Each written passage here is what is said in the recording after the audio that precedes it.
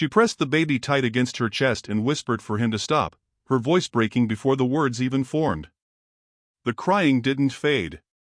It climbed higher, sharper, like it wanted to be heard. Boots scraped outside. Slow. Heavy. Close enough to feel through the floor. A man's voice cut through the night, hard and certain, telling her to open the door. She didn't move. Her breath stayed stuck in her throat. The baby cried louder. She shook her head, rocking him gently, whispering again and again for him to be quiet, for just one moment of silence. A fist slammed into the door. The wood shuddered. Another voice spoke, lower, saying she was still inside. The baby let out a long wail. She shut her eyes and pulled him closer, her hands trembling as she tried to cover the sound without hurting him. Another slam hit the door. The frame creaked. Someone outside laughed, short and cold, saying they could wait all night, but she could not. She took one step back, then another, her heel catching the edge of a table. A glass slipped and shattered on the floor. The sound rang too loud. Everything outside went quiet. Then a voice, almost calm now, said to open it or they would break it. She swallowed hard and whispered to the child that it was just them now, that his father was gone and no one was coming to help. The handle rattled again, harder this time, like it might snap loose. She turned toward the back of the house without meaning to, her body moving before her mind agreed. The baby cried again, louder than before, and she pressed him tighter, her breath shaking as she begged him under her breath to stop. The front door cracked under another hit. Wood splintered. She froze in the middle of the room, caught between staying and running, between hiding and being found. Then she heard something behind her. A soft movement. A slow creak. She turned. The back door was open just enough to show a shape standing there. A man. Still as the dark around him. Dust covered his coat. His hat sat low, hiding most of his face. He said nothing. Didn't step forward. Didn't call to her. He only watched. The baby cried between them, filling the space that neither of them spoke into. She stared at him, her eyes wide, her voice barely a breath as she asked for help without saying the word. The men at the front shouted again. One of them yelled that they were coming in. The door cracked louder this time, wood tearing under pressure. The man at the back stepped aside. Just one step. He made room. Nothing more. She hesitated, her feet refusing to move for a second that felt too long. She looked at him, searching for something in his face, any sign of danger or mercy. He gave her neither. Only space. The baby cried again, sharp and sudden, and the sound snapped something inside her. She moved. Fast. She rushed past him into the night air, cold and open, the darkness swallowing her as she stepped away from the house. He followed without a word and pulled the door closed behind them just as the front finally gave in. Wood broke. Voices flooded inside. She kept moving, not daring to look back, her breath coming fast as she tried to steady the child in her arms. The ground was uneven, dirt and loose stones shifting under her steps. She almost fell but caught herself, clutching the baby tighter as he cried into her shoulder. She whispered again for him to be quiet, her voice cracking, her hands shaking as she tried to calm him. The man walked ahead of her, steady, silent, never looking back to see if she followed. She stayed close anyway, because there was nowhere else to go. Behind them, voices spilled out into the night, shouting her name, calling her back, promising things that sounded like lies even from a distance. A gunshot rang out. She flinched hard, ducking her head as if the sound could strike her down. The baby cried louder. She tried to hush him again, rocking him as she walked, her steps uneven and desperate. The man slowed just enough for her to catch up. She looked at him, her voice shaking as she asked who he was and why he helped her. He gave no answer. She asked again, louder this time, anger pushing through her fear, demanding something from him that he refused to give. He kept walking. The baby's cries softened for a moment, then rose again in a strange echo that didn't sound right in the open air. She paused, listening, her brow tightening as she tried to understand it. She asked him if he heard that. He said nothing. She told herself it was just the night, just the wind, just her fear twisting the sound. But the air felt still. Too still. She pulled the child closer, her heart pounding as the cries seemed to linger longer than they should. Behind them, the voices grew faint but did not disappear. They followed at a distance, steady, patient. She looked forward again and kept walking, because stopping meant being found, and being found meant losing everything she still held. He didn't slow when she caught up to him, but he didn't leave her behind either, and that felt like the only answer she was going to get. She stumbled over a loose stone and nearly fell, pulling the baby close as a small cry slipped out again, thinner now but still too loud for the night. She told him to wait, her voice tight and breathless, and this time he stopped just enough for her to close the distance. She asked him who he was, the words coming fast, sharp, needing something solid to hold on to, and he gave her nothing. She asked again why he helped her, her tone shifting from fear to anger, but he only looked ahead, listening to something she could not hear. A gunshot echoed behind them, closer than before, and she flinched hard, her body folding around the child as if she could hide him inside herself. She told him they were coming, that they would catch them, and he said quiet in a low voice that cut through her panic.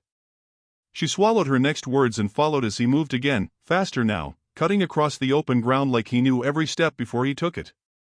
The baby whimpered, and she rocked him as she walked, whispering to him that it was all right even though nothing felt all right. Another shot rang out, then voices, distant but steady, calling out into the dark like they knew she could still hear them. She said they were gaining, and he answered that they were not, his tone flat, certain, like he had already decided the outcome. She asked how he could know that, and he said he burned the trail. She stopped at that, her mind catching on the words, and she asked what he meant, her voice rising despite herself. He turned his head slightly and told her to keep moving, and something in the way he said it made her obey even as questions piled inside her. She grabbed his arm without thinking, her fingers tight, and demanded again why he helped her, why he came to her door at that moment and not before, and he finally looked at her, really looked this time, his eyes heavy with something she couldn't name. He told her they didn't come for her, and the words hit harder than the gunshots.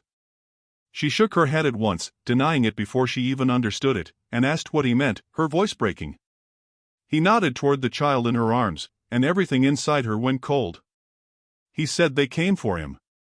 She stepped back as if the words had weight, her grip tightening on the baby as she told him he was wrong, that they wanted land, or money, or something left behind by her husband, anything but this.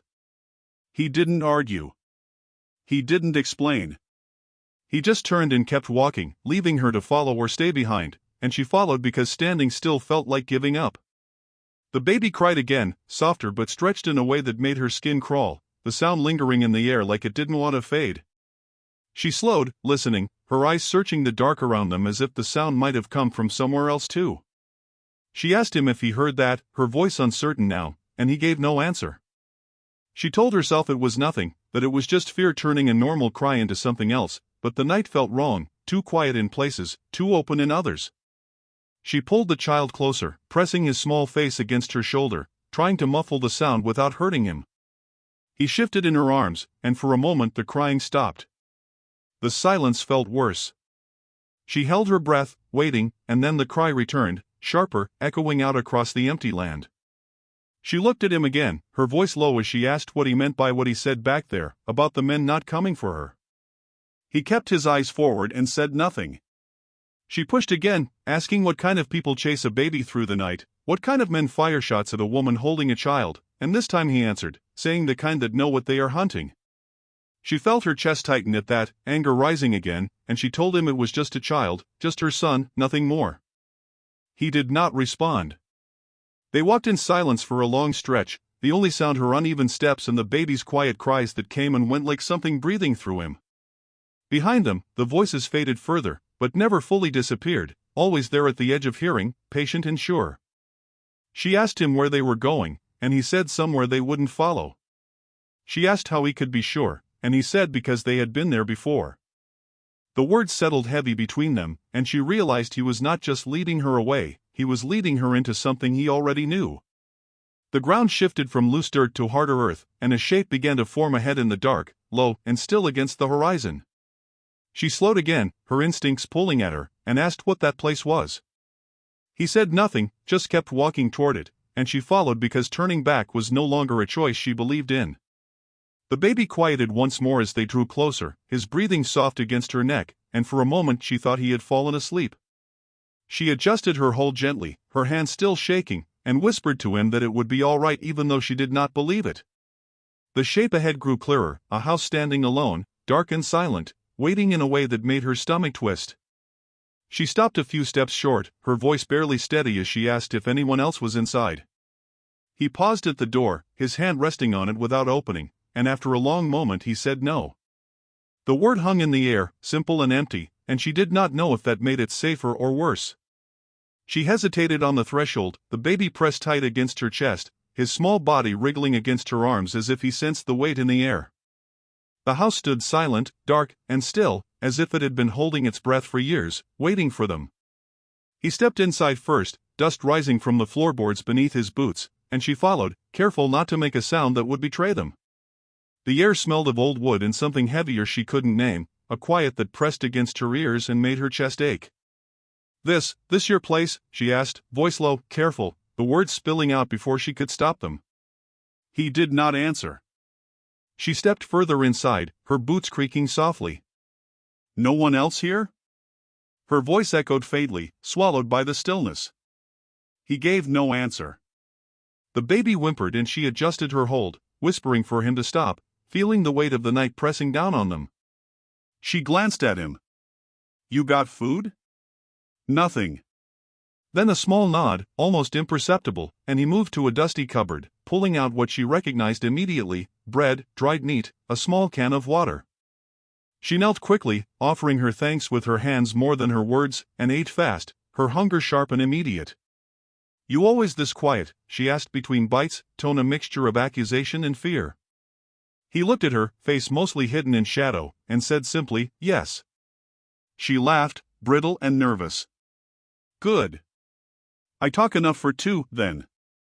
A floorboard creaked upstairs and she froze, the baby crying softly again in response. "You hear that?" she whispered, breath catching. He did not react. "There's someone here," she said again, louder now, eyes scanning the dark corners. "No," he said. "I heard it," she argued, heart pounding. "House settles," he replied, flat, almost bored, but she did not believe him. She stared at the ceiling, back straight, hands tight on the baby. The child's crying grew louder, shrill against the quiet. He stiffened slightly, a muscle twitching in his jaw, and said, "Make him stop." "I'm trying," she snapped, panic threading through her voice. "Make him stop," he repeated, slower, deliberate. The words like a command she could not argue with. "Why?" she cried, the fear pressing against her throat. Silence followed for a moment, thick and suffocating. Then his voice came again, quieter, almost a whisper, "They'll hear." She shook her head, looking between him and the baby. "They're not here." He looked at her, eyes dark in the dim light, the first hint of something besides calm and stillness passing over his face. "They don't need to be close." Her hands clenched the baby tighter. I don't understand." He stared at her for a long moment, his silence heavy and full of meaning.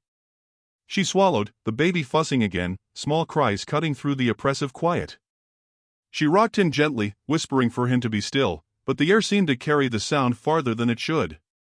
She asked again what he meant, and he only said, "Keep moving." She shook her head. "I can't," she said, voice breaking. "You're wrong," she added, frustration and fear blending into the words. He didn't answer, only stepped toward the wall, running a hand across the rough wood as if remembering something he could not name. The baby started crying again, louder, and she pressed him close, rocking, her arms shaking. "Stop," she whispered, but the sound came anyway, filling the silent corners of the house. She looked at him, desperate, asking for a name, for a word, anything that could make this place seem less like a trap. He said nothing.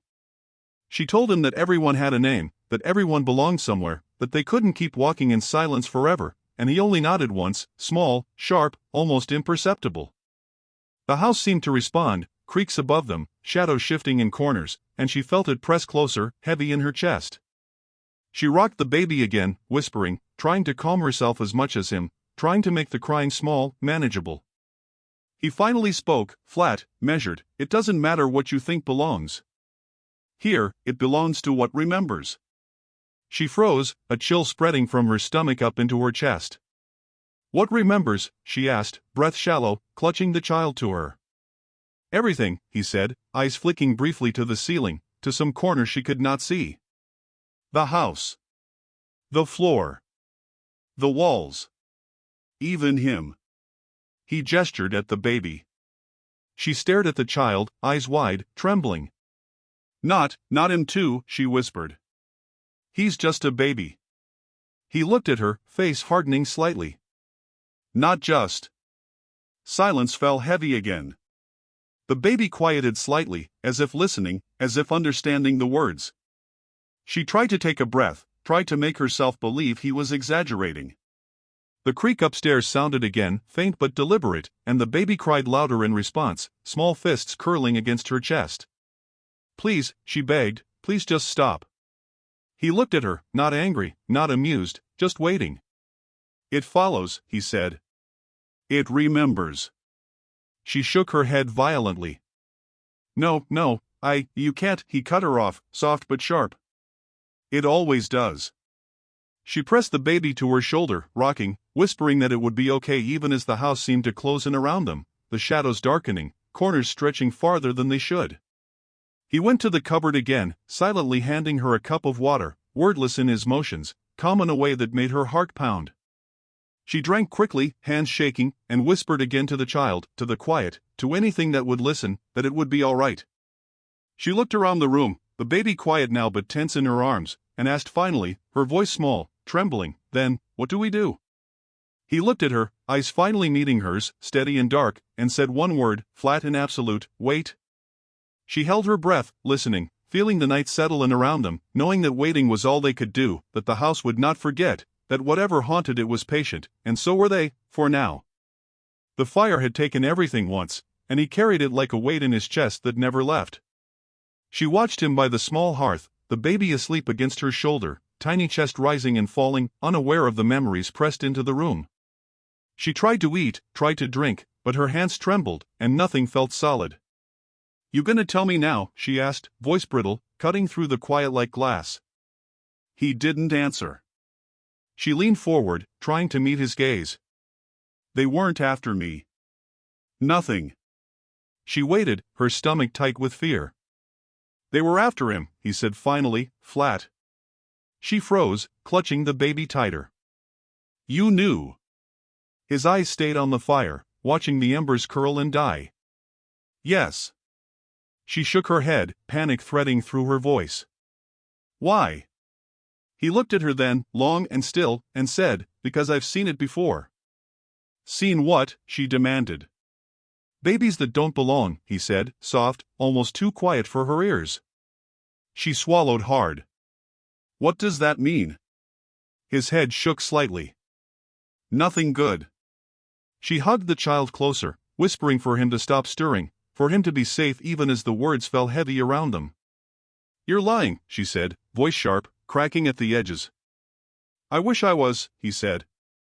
She stood abruptly, rocking the baby against her chest. You don't get to say that. The fire popped, and she flinched. They burned my house, he said finally, quiet, like saying it aloud made it smaller. She froze. Silence pressed in around the room. My wife, he added, my child. His voice flat, like the words had lost all weight. She whispered, no, and shook her head. He exhaled slowly, the sound heavy. They came at night. Who? Her voice cracked. Same men, he said, eyes darkening. Her hands shook, clutching the baby closer. They said my son wasn't mine, he whispered. Her heart slammed against her chest. The baby stirred, small cries breaking the suffocating quiet. They both froze, listening. The fire cast flickering shadows across the walls, shadows that moved and twisted as if alive. Don't let him, he murmured, too late. The cry echoed in the small room, sharper now, filled with fear. She pressed the baby to her chest, rocking him, whispering, shoo, shoo, it's okay, but the echoes in the house were louder, growing, feeding on the fear in the room. He ran a hand through his hair, tight, knuckles white. You can't hide from it, he said, voice low, haunted. She shook her head, tears falling onto the child's blanket. I don't understand. He stared at the fire again. It takes shape. It remembers. It follows what it lost. The shadows stretched longer across the walls, and the room felt smaller, tighter. She whispered again to the baby, rocking, trying to calm him, trying to calm herself. The ember of fear in her chest flared higher with each pop of the fire. It's just us now, she said softly, trembling, just us. He glanced at her, dark eyes hard and still. Not just you, he said. She shivered. The room pressed against them, alive with memory and ashen smoke. The baby stirred again, small fists curling at her chest. No, no. I won't let it, she began, voice cracking. He shook his head slowly. You can't stop it. Not alone. She looked up, eyes meeting his, searching for a hint, a solution, a plan. There was none. Then we wait, she whispered, voice barely audible. We wait, he repeated. They sat in the small circle of light from the fire, shadows crawling across the walls like they remembered everything, like they had waited centuries for them to arrive. She rocked the baby gently, whispering that it would be okay, and tried to believe it herself, though the room pulsed with memory and smoke and fear. The fire popped again, louder this time, and she flinched, gripping the child as if that could protect him from what had come before, from what still lingered in the walls. It remembers, he said again, and she nodded, silent, feeling the weight of loss, fire, and memory pressing down like a storm she could not outrun. She whispered, then we endure, rocking the baby against her chest, listening to the creaks above, to the shadows, to the quiet that was never truly quiet. He said nothing, only stared at the fire, his jaw tight, eyes hard.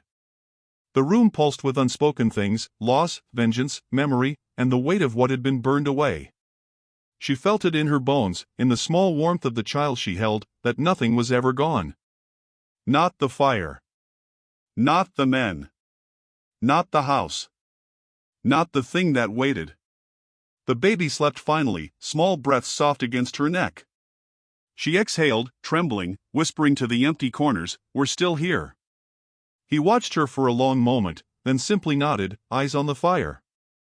Outside, the night waited, patient, as they sat together, shadowed, listening. She heard it first as a soft scrape, faint and deliberate, coming from the ceiling above. The baby stirred, small fists curling against her shoulder, and she pressed him tighter, whispering that it was nothing, that it was just the house settling, though every instinct screamed otherwise. He stood beside her, silent, eyes fixed upward, hand brushing the wall as if feeling the vibrations that she could not. You hear that? She whispered, voice tight, almost trembling. Yes, he said flatly. She shook her head. It's just the wind, she argued, though the shadows above them seemed to shift with intention. It's not the wind, he replied, calm, measured, and that calm made her stomach twist. The scrape came again, closer, more insistent, and the baby let out a soft whine, tiny body tense against her chest. She whispered quickly, trying to soothe him, "Shoo, shoo, it's okay, it's okay." He watched her, eyes narrowing slightly, jaw tight. "It's upstairs," he said. Her throat closed. "Upstairs?" she asked, voice barely audible. He nodded once. "You have to see." She shook her head violently. "No. I'm not going up there. Not now. Not ever." "It won't wait," he said. "It won't stop." She pressed the baby to her shoulder, rocking gently, whispering again to calm him. "Why? What is it?" "Something left," he said, voice low. "Something that shouldn't be forgotten." The scrape became a drag now, slow, like claws across wood. She shivered, heart pounding. "I can't," she whispered, shaking, hands tight on the blanket that covered the baby. "I won't." "Then it will find you," he said. "Even here." She froze, blood turning cold. "Find me?" "Yes." The baby stirred again, soft whimpers breaking the tense air. She kissed his forehead, whispering, "Not here, not here." He moved toward the stairs, slow, deliberate. "You coming?" His voice held no question, only certainty. She swallowed hard. "I can't." You have to, he said, stepping aside. It waits for you both. Her feet moved before she could stop them, slow, trembling, each step heavy. The stairs creaked, alive under her weight, shadows stretching like fingers across the walls. The scrape grew louder, closer, deliberate. She whispered to the baby, holding him tighter. Almost, he held the railing tightly, face pale in the dim light. Almost what? She asked. Almost gone, he said, voice strange, low, not quite human, and she felt the room shift around them, air thick, shadows pressing closer. She clutched the baby against her, rocking, whispering over and over, "It's okay, it's okay." The top of the stairs opened to a hallway, narrow, long, dark, shadows curling like smoke along the walls. The scrape had stopped. Silence pressed in, heavy and complete. "Here," he said. "It's here." She froze, heart hammering, eyes scanning the darkness, feeling it watching her, waiting. A door at the end of the hall shifted slightly, almost imperceptibly, as if something inside it had moved. She whispered, voice tight, trembling, I don't want it. You don't have a choice," he said flatly. She shook her head, pressing the baby close. "Why? Why me?" "Because it remembers you," he said, eyes shadowed. "It knows what you lost."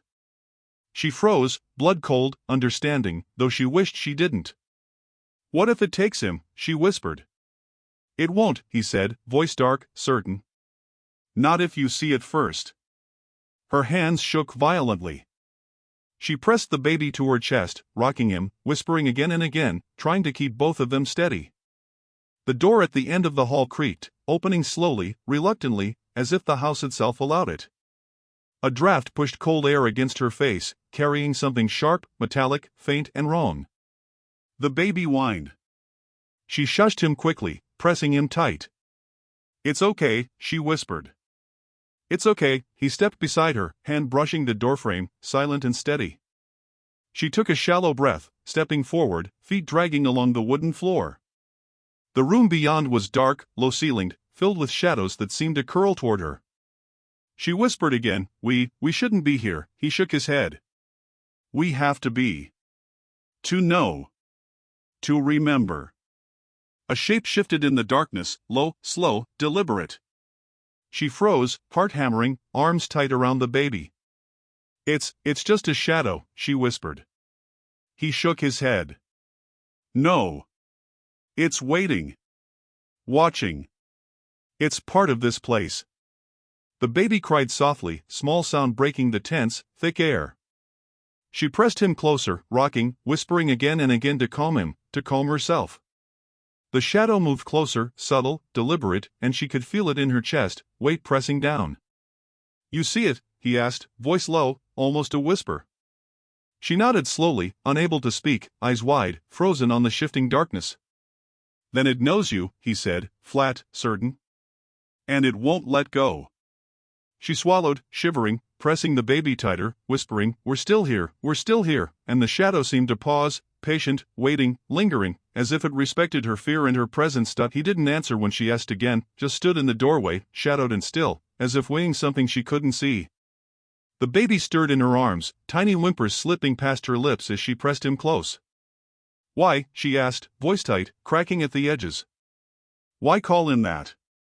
He exhaled slowly, a low sound that filled the empty space, and said, "Because that's what they do. Name fear before it takes shape." She shook her head, trembling. "He's just a baby. Nothing else. Just my son." "Not nothing," he said, tone flat. "Everything they claim is wrong becomes his weight." She swallowed hard, heart hammering, trying to make sense of the words. "His weight? What do you mean?" "They decide what is normal," he said.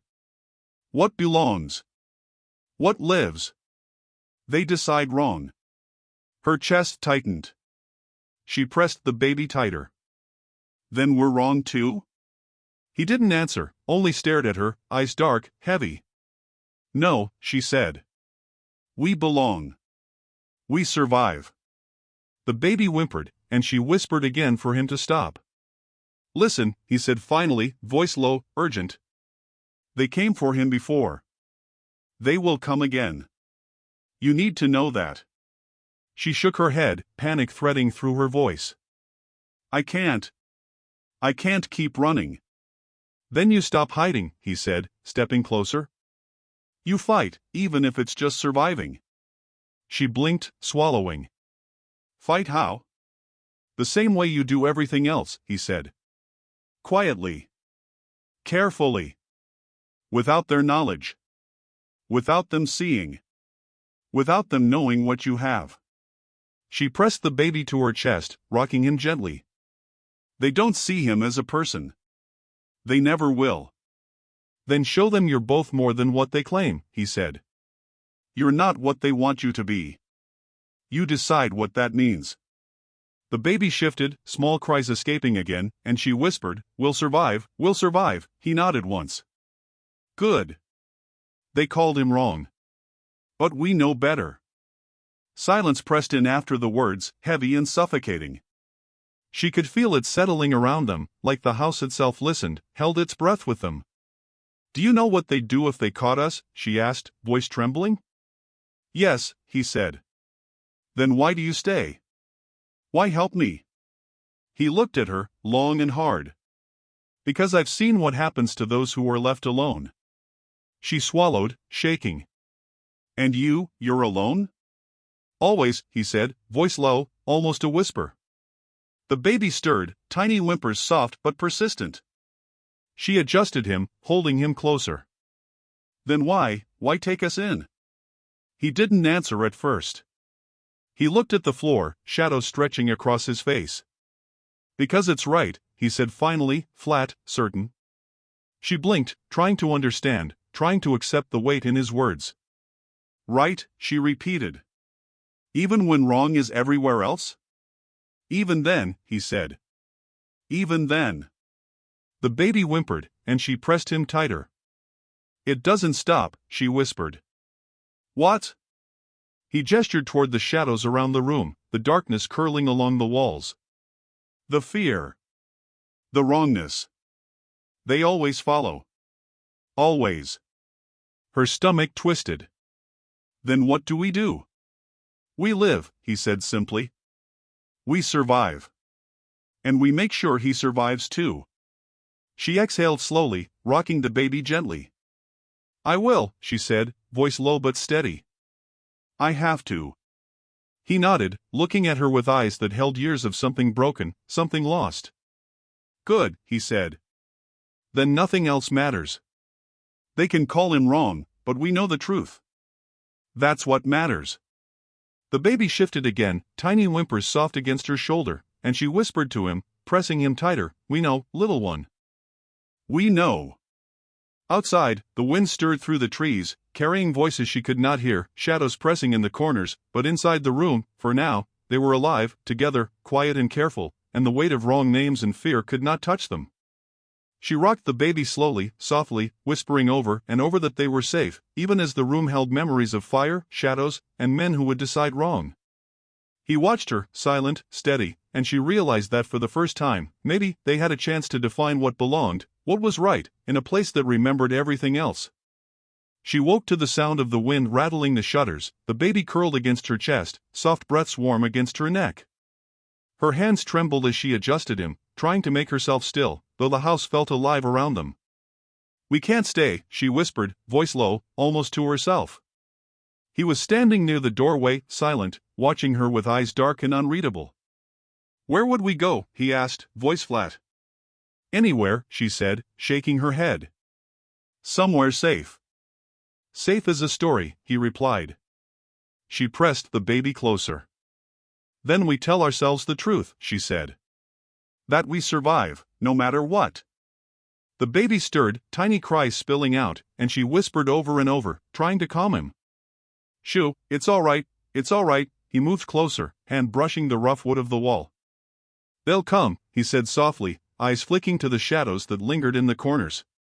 I know, she whispered, teeth clenching. I've seen what fire leaves behind. What men leave behind. And yet you protect him, he said. Always, she replied, voice firm, though her hands shook. The baby whined, and she pressed him tighter, rocking gently. You can't take him, she murmured, almost to herself. Not to them, not to this wrongness. He looked at her then, face shadowed, hard. I won't, he said. Not while I can stop it. She exhaled slowly, tension leaving her in uneven waves. Then we wait, she whispered. We choose.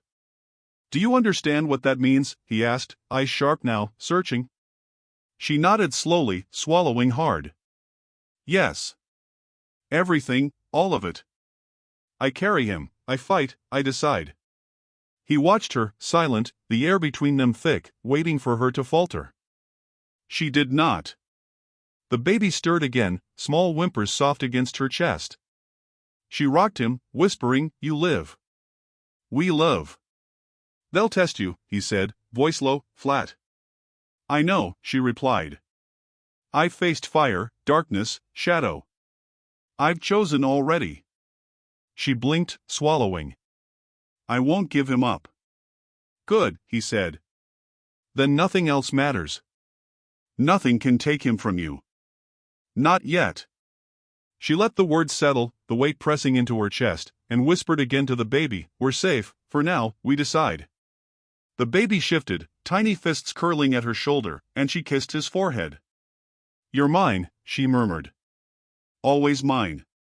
He stepped back, letting her hold the space, the quiet stretching between them. Then we endure, she said finally, voice stronger now. We endure and we decide and we survive. He nodded once. Yes. That's enough, for now. The wind rattled the shutters again, cold and sharp, and she held the baby close, rocking, whispering that it would be all right, that they would survive whatever came next.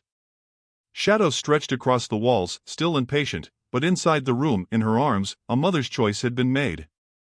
She would fight, endure, and carry him forward. No one would take him. No one would define him. She pressed him to her chest, whispering, We decide, little one, we decide. Outside, the night waited, patient, holding the men and shadows beyond, but inside, she had chosen, and that choice was enough. The fire was gone now, only the smell of ash lingering, and the house held a silence that pressed into her chest. She sat in the corner, baby cradled against her, small breaths soft and steady, and for the first time since they arrived, she felt the weight of the night ease slightly. It's quiet, she whispered, almost in disbelief. He stood nearby, hands in pockets, eyes scanning the room as if it could shift at any moment. Too quiet, he said. She shook her head, hugging the child tighter. I think, we made it, she said softly, voice trembling with relief and exhaustion. The baby stirred, tiny fists curling, and she whispered over and over, It's all right, you're safe, you're safe. He nodded slowly, moving to the window, shadows stretching behind him. For now, he said flatly. But the men, the fire, it's still out there. She swallowed hard, chest tight, rocking gently. Then we keep moving, she whispered. We survive, we endure. That's all we can do. He looked at her, eyes dark but steady, then turned back to the window. They called him wrong, he said. But we know better. She pressed the baby to her shoulder, small warmth against her cheek. He's ours, she said, firm, resolute. And we decide what belongs. What survives. The wind rattled the shutters softly, carrying the scent of smoke and damp earth from outside. She closed her eyes for a moment, listening, feeling the rhythm of the house and the soft breaths of the child. I will protect him, she said quietly, almost to herself. No matter what comes. He moved closer, voice low, deliberate. And you will teach him what matters. What is real? What is worth fighting for? She nodded, letting the weight of the words settle in her chest. He'll know, she whispered. He'll know what's right. The baby shifted, small whimpers soft but insistent. She kissed the top of his head, whispering that it would be all right. Everything we lost, everything they tried to take, it doesn't matter anymore, she said, voice trembling but strong. We're still here. He watched her silently, a small nod, shadows stretching along the walls like witnesses to the vow she made. The house creaked, settling into the quiet, alive with memory but still. She breathed slowly, feeling the weight in her chest ease just enough to stand. We'll move tomorrow, she said softly. We'll leave the fire behind. Take what matters. He didn't speak, only watched her, still impatient, and she felt his presence like a shield in the dark. She rocked the baby gently, whispering that they were safe now, that they had endured, that nothing else could define them. The shadows in the corners of the room seemed to shrink slightly, bending to the quiet, and for the first time, she felt a fragile hope rise, delicate but real. "We decide," she whispered again, pressing the child close. "We survive, we endure, we decide. That's ours." He nodded once, eyes dark, unwavering. "Yours. All yours." Outside, the night waited, patient, holding its stories in shadows, but inside, mother and child rested. The fire had gone. The men could not touch them here. And she knew, finally, in the soft warmth of the child against her chest, that they had survived. That they would continue to survive. That choice, quiet and unshakable, belonged to them alone. She whispered one last time, for the child, for herself, for the dark corners that watched, "We're still here. We decide. Always." And in that room, shadowed and memory-laden, it was enough dawn came pale and thin through the cracks of the shutters. She sat on the floor, baby in her arms, listening to the wind move through the trees. The house was quiet now, but the air still carried the memory of fire, the men, the shadows that waited. "We have to go," she whispered, pressing the baby tighter. He stood near the doorway, eyes scanning the horizon through the pale light. "You're ready?" he asked, voice low. She shook her head slowly. "I think so. I have to be." The baby stirred, small whimpers soft against her chest. "We'll be all right," she murmured, though even she didn't fully believe it yet. He stepped closer, hand brushing hers briefly. "The world outside, it's not quiet. It won't wait for you." She swallowed hard. "Then we move fast." The baby's small cry spiked, and she pressed him tighter, whispering again and again, "Shoo, shoo, it's okay." He nodded toward the door. "Then step out. Let the wind touch you. Let the world know you're here." Her hands shook as she took the first step into the narrow hall, feet careful on the floorboards that groaned beneath her. The shadows from the corners seemed to stretch, hesitant, almost reluctant, as if the house was letting them leave. "It remembers," he said softly, voice low. "It remembers everything you've carried." She nodded, eyes downcast, baby clutched close. "I know. But I decide now. I choose him. I choose us." Outside, the air was sharp, smelling of wet earth and smoke. She inhaled, letting the cold bite, letting the quiet stretch around them. The trees swayed in the dawn light, branches scraping together, whispering secrets of years past. The baby fussed again, and she adjusted him, whispering that they were moving, that they were safe, though the weight of what had come before pressed on her. "You keep watch?" she asked him. "Always," he said. His eyes scanned the edges of the clearing, distant shapes bending in the wind. "Then we go," she whispered, stepping forward carefully. The ground was soft with dew, boots sinking slightly. Shadows moved along the tree line, subtle, patient. "They'll see you," he said, voice low, deliberate. "Don't let them decide for you." She nodded, chest tight, pressing the baby against her. "I won't. I make the rules here." The baby stirred again, tiny cries soft but insistent. "Shoo, shoo, it's all right," she whispered, rocking gently as they moved. Every step outside the house felt like stepping into another world, one that did not remember their losses, but waited to test them. "Do you think it will follow?" she asked, voice low. "The fear, the men?" He glanced at her, jaw tight. "Always. But it doesn't get to decide." Her hands clenched the blanket around the baby. "Then we decide." A crow called in the distance, sharp, lonely. She froze, listening, heart hammering. "It's just a bird," she muttered. He shook his head slightly. "It's not just that. It's everything. The wind, the memory, the waiting." She nodded, swallowing. "Then we move faster." The baby stirred, tiny fists curling at her chest, and she whispered again, soft, urgent. "We survive, we endure, we decide." He fell into step beside her, silent but present, eyes scanning the tree line. "Together," he said. She looked down at the child, small warmth against her chest, and nodded. Together. The clearing opened ahead, pale light spilling across wet earth, shadows dissolving in the morning. She exhaled slowly, letting the weight settle, the first fragile breath of hope since the fire. "We're leaving the house behind," she whispered. "But not the memory. Not what we carry."